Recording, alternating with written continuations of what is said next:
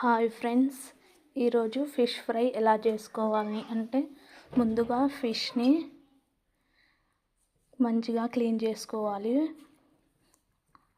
Clean చేసుకున్న తర్వాత మంచిగా మసాలాలు అవి రెడీ చేసుకోవాలి. రెడీ చేసుకున్న తర్వాత అల్లం పేస్టు, కారం పొడి, ఉప్పు, గరం మసాలా, జీరా పొడి అలా వేసి కొంచెం ఆయిల్ వేసి కలుపుకొని ఫిష్ని మొత్తం కలుపుకోవాలి.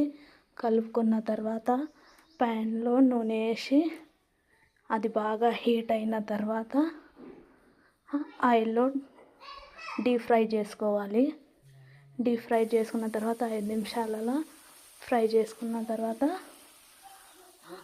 తీసేయాలి. ఫ్రెండ్స్, సబ్స్క్రైబ్ చేసుకోండి ఫ్రెండ్స్.